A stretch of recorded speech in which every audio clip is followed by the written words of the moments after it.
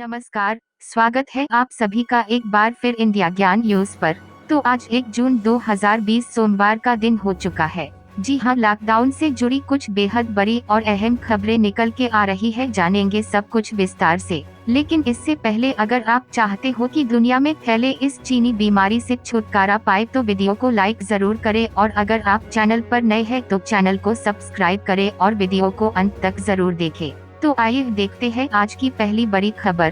भारतीय रेलवे ने गैर वातानुकूलित आइसोलेशन कोचों का तापमान कम करने के लिए रेलवे दोबारा से करेगी 4500 कोविड केयर आइसोलेशन डिब्बों के ऊपर सौर परावर्तक कोटिंग लगाने का फैसला किया है। रेलवे के मुताबिक एसी कोटिंग लगाने से इन डिब्बों के तापमान में 5 से 6 डिग्री सेल्सियस तक की गिरावट आ सकती है। हालांकि शुरुआत में यह एक प्रयोग के तौर पर किया जाएगा और अगर इसमें सफलता मिलती है तो इसे बाकी के डिब्बों में भी लगाया जाएगा। दरअसल नीति आयोग ने ऐसे डिब्बों के तापमान पर चिंता जताते हुए कहा था कि देश के कुछ हिस्सों में 40 डिग्री से अधिक तापमान बढ़ने पर गर्मियों में इन डिब्बों के तापमान में बढ़ोतरी हो जाएगी, जिससे दिक्कतें हो सकती है। स्वास्थ्य मंत्रालय के दिशा निर्देशों के अनुसार देश भर के 215 रेलवे स्टेशनों पर कोविड के मरीजों की देखभाल के लिए लगभग 200 ऐसे कोविड केयर आइसोलेशन कोच को रखा गया है। रेलवे के एक वरिष्ठ अधिकारी के मुताबिक रेलवे ने अब उत्तरी और उत्तर मध्य रेलवे के 100 परिवर्तित डिब्बों की छत को पेंट करने के लिए ट्रायल का आदेश दिया है।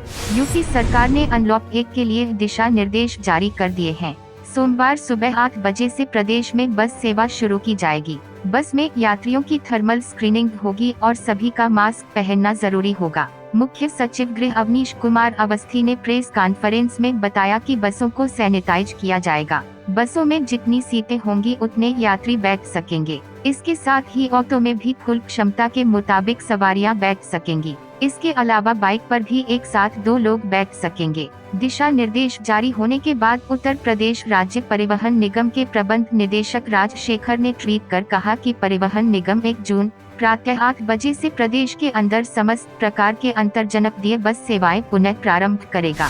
देश में कोरोना वायरस से सबसे ज्यादा प्रभावित राज्य महाराष्ट्र में लॉकडाउन 30 जून तक लागू रहेगा। अधिकारियों ने रविवार को बताया कि राज्य सरकार ने प्रदेश में कोरोना वायरस संक्रमण की स्थिति देखते हुए लॉकडाउन को अभी खत्म न करने का फैसला लिया है और इसे 30 जून तक बढ़ाने का निर्णय किया है। इसके साथ ही राज्य में रात 9 बजे से सुबह 5 बजे तक कर्फ्यू जारी रहेगा। हालांकि आवश्यक गतिविधियों को इससे राहत रहेगी। अधिकारियों ने बताया कि महाराष्ट्र सरकार ने 1 से 30 जून तक के लॉकडाउन को मिशन बिगिंस अगेन नाम दिया है। इसके अलावा बिहार में भी कंटेनमेंट जोन में लॉकडाउन को 30 जून के लिए बढ़ाया गया है। बता दें कि केंद्रीय गृह मंत्रालय ने शनिवार को कहा था कि देश में तालाबंदी खोलने की प्रक्रिया यानी अनलॉक 1 8 जून से शुरू होगा। इस दौरान बड़े स्तर पर राहतें दी जाएंगी। इनमें शॉपिंग मॉल, रेस्टोरेंट और धार्मिक स्थलों का खुलना शामिल है।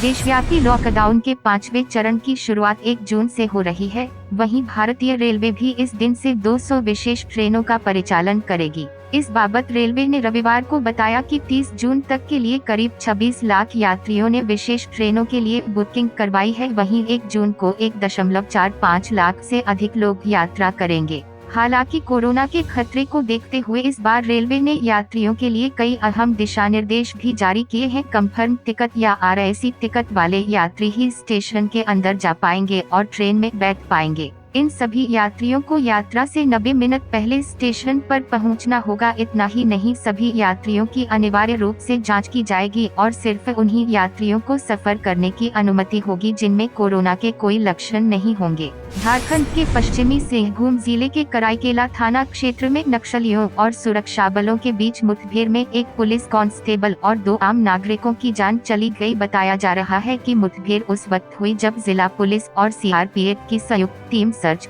अभियान के दौरान ग्रामीणों से पूछताछ कर रही थी। इसी दौरान नक्सलियों ने पुलिस और सीआरपीएफ के जवानों पर फायरिंग कर दी। सुरक्षा बलों ने भी जवाबी फायरिंग की, लेकिन नक्सली भाग निकले। फिलहाल इलाके में सर्च अभियान जारी है। चाईबासा पुलिस अधीक्षक ने बताया कि नक्सली एक स्थानीय नागरिक के घर में छिपे थे। पुलिस सर्च ऑपरेशन चला रही थी। इसी दौरान नक्सलियों ने पुलिस दल पर हमला बोल दिया। शाओमी का आगामी MI बैंड 5 इन दिनों अपनी लॉन्चिंग को लेकर चर्चा में बना हुआ है। इस फिटनेस बैंड की कीमत और फीचर्स को लेकर कई रिपोर्ट सोशल मीडिया प्लेटफॉर्म पर लीक हो चुकी हैं। वहीं अब एक और रिपोर्ट सामने आई है जिससे इस बैंड की लॉन्चिंग तारीख की जानकारी मिली है। हालांकि कंपनी ने अभी तक आधिकारिक तौर पर एमआई बैंड 5 की लॉन्चिंग तारीख का खुलासा नहीं किया है। जिस चाइना की रिपोर्ट के मुताबिक शाओमी अपने लेटेस्ट एमआई बैंड 5 को 11 जून के दिन पेश करेगी। कीमत की बात करें तो कंपनी इस बैंड को 180 चीनी युआन करीब 1903 रुपए प्राइस टैग के साथ ग्लोबल बाजार में उतार सकती है।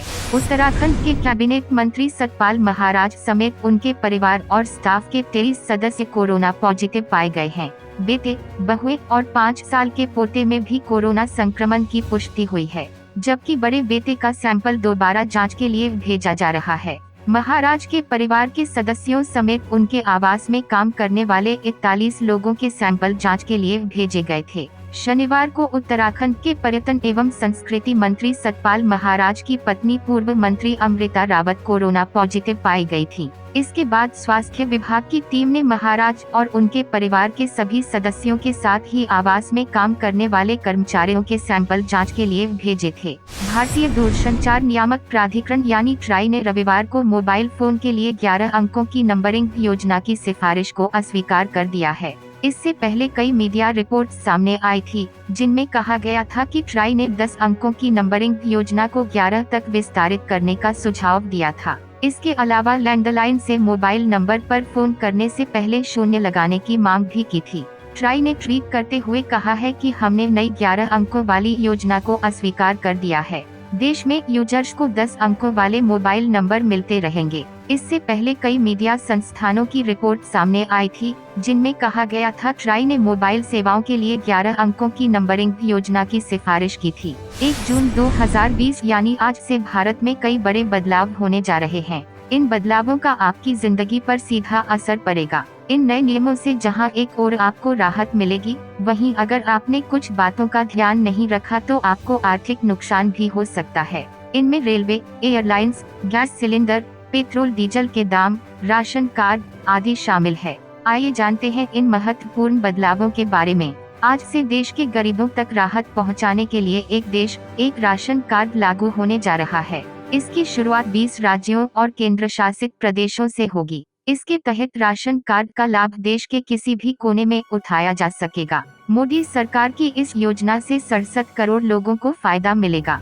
कल से देश में रसोई गैस सिलेंडर का दाम बदल जाएगा। तेल कंपनियां हर महीने की शुरुआत में एलपीजी सिलेंडर के दामों की समीक्षा करती है।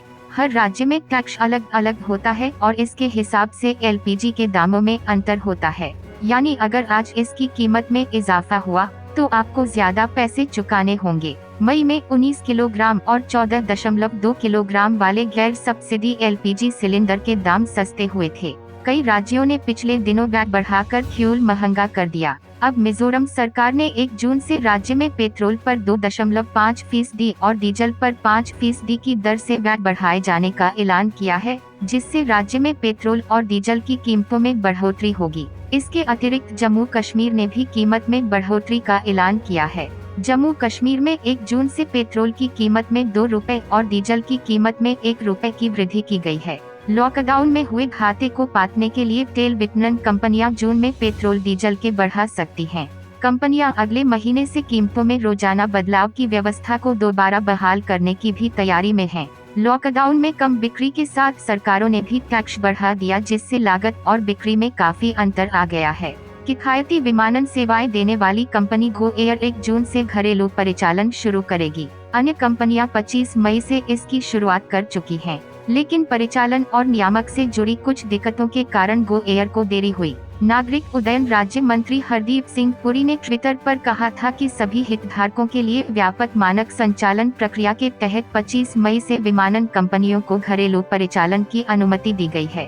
दिग्गज टेलीकॉम कंपनी वोडाफोन ने लॉकडाउन के दौरान घर से काम करने वाले यूजर्स के लिए एक शानदार रिचार्ज प्लान लॉन्च किया है, जिसकी कीमत 251 रुपए है। यह वर्क फ्रॉम होम पैक है। उपभोक्ताओं को इस पैक में कुल 50 GB डेटा मिलेगा, लेकिन कंपनी इसमें असीमित कॉलिंग की सुविधा नहीं देगी। वहीं इस नए डेटा पैक को कंपनी की आधिकारिक साइट पर लिस्ट कर दिया गया है। वोडाफोन के इस नए रिचार्ज प्लान में उपभोक्ताओं को 28 दिनों के लिए 50 GB डेटा मिलेगा, लेकिन इसके साथ प्रीमियम एप्स और कॉलिंग की सुविधा नहीं दी जाएगी। फिलहाल यह डेटा वाउचर बिहार, चेन्नई, गुजरात, हरियाणा, केरल, तमिलनाडु और यूपी ईस्ट में उपलब्ध है। उम्मीद की जा रही है कि कंपनी जल्द इस प्लान को देश के अन्य टेलीकॉम सर्कल में पेश करेगी। देश में बढ़ रहे कोरोना वायरस संक्रमण के बीच भारत को फिर से पटरी पर लाने के लिए केंद्र सरकार ने 68 दिनों की तालाबंदी के बाद चरणबद्ध तरीके से बंदिशें हटाने का ऐलान कर दिया है। इसी कड़ी में लॉकडाउन 4.0 के बाद भारतीय रेलवे ने भी करीब 230 ट्रेनों को चलाने के लिए तैयारी शुरू कर दी है। वहीं इन ट्रेनों के साथ पहले से संचालित हो रही 30 ट्रेनों का परिचालन जारी रहेगा। बिहार की पूर्व मुख्यमंत्री और विपक्ष के नेता तेजस्वी यादव समेत राष्ट्रीय जनता दल राजद के 92 नेताओं के खिलाफ लॉकडाउन के नियम तोड़ने के आरोप में FIR दर्ज की गई है। पुलिस ने रविवार को बताया कि ये लोग एक विरोध प्रदर्शन में गोपालगंज जाने के लिए हाल ही में लॉकडाउन के बावजूद एकत्र हुए थे। वहीं राजद का कहना है कि वे एक पार्टी समर्थक के परिवार पर हुए हमले के विरोध में सोशल डिस्टेंसिंग का पालन करते हुए प्रदर्शन करना चाहते थे। इस मामले में जदयू के एक विधायक का नाम लिया जा रहा है। यह FIR IPC की आरा 188, 269 व 270 और राष्ट्रीय आपदा प्रबंधन एक्ट के तहत दर्ज की गई है। सचिवालय पुलिस थाने के SHO मितेश कुमार ने बताया कि मामले में 32 लोगों के खिलाफ नामजद और 7 अज्ञात लोगों के खिलाफ FIR दर्ज की गई है। ये लोग राबड़ी देवी के आवास पर शुक्रवार को एकत्र हुए थे, जहां तेजस्वी यादव ने सभी पार्टी विधायकों को गोपालगंज जाने के लिए बुलाया था। आपसे एक छोटी सी रिक्वेस्ट है, अगर आपको हमारी यह वीडियो अच्छी लगे तो प्लीज लाइक करें, शेयर करें और हमारे चैनल को सब्सक्राइब करके बेल आइकॉन जरूर दबाएं। आपका लाइक और शेयर ही हमारी मेहनत का फल है।